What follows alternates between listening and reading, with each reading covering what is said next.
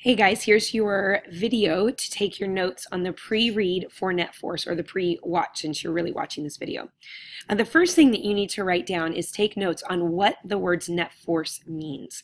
Net force is the total force acting on an object when you combine all of those forces. So let's say that one force is acting this way and one force is acting this way. Well, the net force is which direction that object is actually going to move. It's when we combine all the forces that are acting on one object, what's the result of that? That's really what the net force is.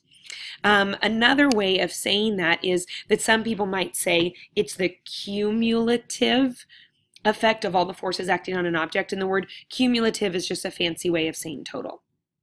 Something else you need to know about forces that we've mentioned briefly in class is that the unit for force is newtons, just like when we've done units for measuring things, kilograms or grams or miles.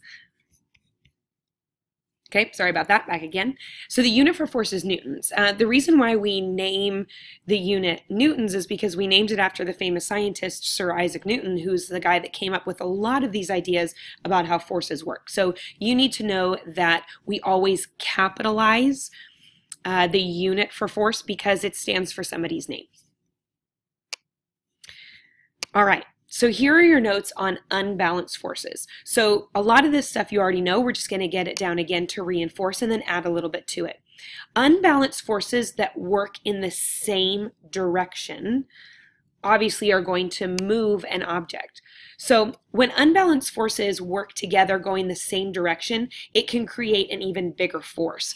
Imagine that you have two people that are pushing on a box going the same direction, right? You've got one person pushing this way and the other person also helping.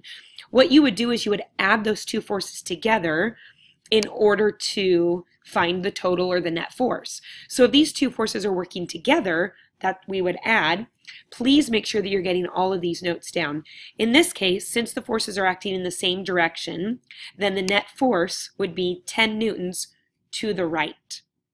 The total net force is 10 newtons to the right. And then just to reinforce that if an object moves or stops, it's because some kind of unbalanced force is acting on it.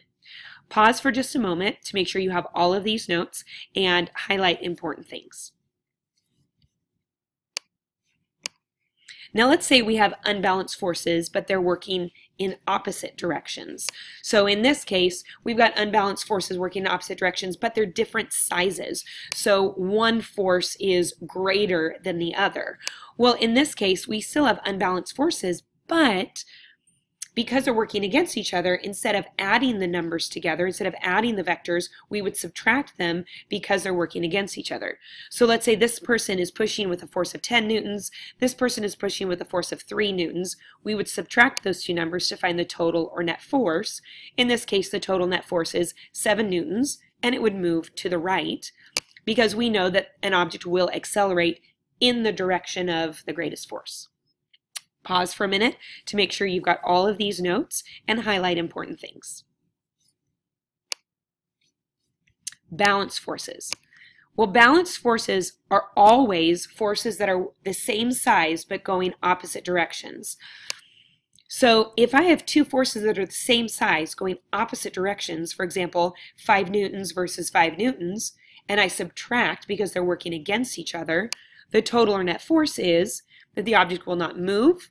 It has the same effect as if there's no force acting on it at all, and the net force is going to be 0 newtons because 5 minus 5 is 0. And here's a tip. The net force for balanced forces will always be 0. Since there is no total or cumulative effect, the net force is 0. It never moves anywhere. Pause this, highlight important things, make sure you get all of these notes, and then answer the questions in the final box for your notes.